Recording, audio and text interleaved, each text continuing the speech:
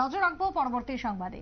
হাতে আর মাত্র একদিন, তারপরে গণেশ পুজো। গণেশ পুজোর আয়োজন শুরু হয়ে গেছে গোটা রাজ্য জুড়ে। ইতিমধ্যে গণেশ পুজোকে কেন্দ্র করে সামাজিক আজকে সাংবাদিক বৈঠক উঠে এসেছে ফুটপাত হকার সংগ্রাম সমিতির পক্ষ থেকে। তারা তৃতীয় বছরের এবারে গণেশ পুজোর আয়োজন করতে চলেছে। সামাজিক কর্মসূচি থাকবে পুজোকে কেন্দ্র করে। কি বক্তব্য সাংবাদিক বৈঠকে, শুনুন।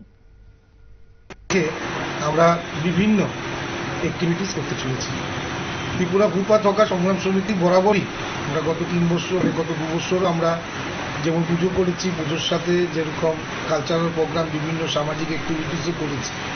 তো এই বছর যেহেতু আমাদের সারা রাজ্যে বন্যার একটা পরিস্থিতি, এই বন্যার পরিস্থিতির কারণে আমাদের রাজ্য কমিটি একটা সিদ্ধান্ত নিয়েছে ত্রিপুরা ফুটপাত হকার সংগ্রাম সমিতি, যে আমরা যেটা সাংস্কৃতিক সন্ধ্যা অনুষ্ঠানটা আমরা করে থাকি, যেখান থেকে বহিরাজ্য থেকে বিভিন্ন আর্টিস্ট শিল্পীরা আসেন এবং বড় হাইফাইভাবে আমরা সেই অনুষ্ঠানটা করি। সেই অনুষ্ঠানের যে টাকাটা আমরা খরচা করি, সেই টাকার খরচাটা এবার আমরা বন্যায় যারা আমাদের সংগঠনেরই যারা সদস্য যারা আছেন, যেমন অঙ্গনবাড়ি দিদিমণি সহায়িকা থেকে শুরু করে আশা ফেসিলিটার্স, গৃহ পরিচালিকা, তার মধ্যে ধরুন গৃহ পরিচালিকা সহ এবং পশু সখী এবং এরকম যারা মাতৃশক্তিরা আছেন, তাদের মাতৃশক্তিদের আমরা খাওয়া দাওয়া সামগ্রী সবসময় বরাবর দিয়ে আসছি এবং দিচ্ছি। কিন্তু মাতৃশক্তিরা কিছু আমাদের নেতৃত্বের কাছে, আমাদের যারা এই সংগঠনগুলো পরিচালনা করেন ওই নেতৃত্বের কাছে ওনারা জানিয়েছেন মাতৃশক্তিদের তাদের কিছু সামগ্রী, তাদের কাপড় টাপড় কিছু আছে যেগুলো ওনাদেরকে দেওয়ার জন্য, এগুলোর জন্য তারা খুব সমস্যা ভোগ করছেন, কষ্ট পাচ্ছেন।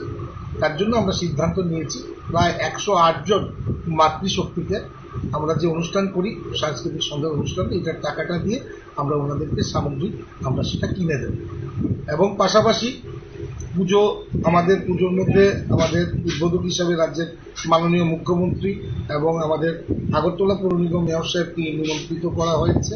তার পাশাপাশি আমরা এই পুজোর দিন অঞ্জলি যে আমরা পুজো পরিচালনা হয়, গত 2 বছর ধরে আমাদের প্রাক্তন কেন্দ্রীয় প্রতিমন্ত্রী প্রতিমা ভৌমিক উনি এখানেই পুজো দেন এবং উনি এখানেই অঞ্জলি নেন। এই বছরও ওনাকে আমরা আমন্ত্রণ জানিয়েছি।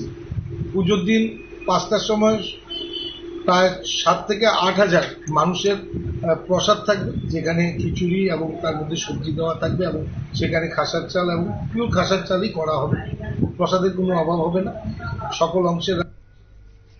আপনারা শুনলেন শ্রমিক নেতা বিপ্লব করের বক্তব্য। পুজোকে কেন্দ্র করে থাকছে সামাজিক কর্মসূচি, থাকছে সাংস্কৃতিক অনুষ্ঠান, সব মিলিয়ে গণেশ পুজোর ব্যাপক আয়োজন হতে চলেছে। বটতলা এলাকায় পুজোর আমন্ত্রণ জানাচ্ছেন নেতৃত্ব বা আয়োজক সংস্থা। এখনকার মতো সংবাদ এখানেই শেষ করব। পরবর্তী নিউজ আপডেট দেখার জন্য চোখ রাখুন শুধুমাত্র নিউজ ভ্যানগার্ডের পর্দায়। নমস্কার।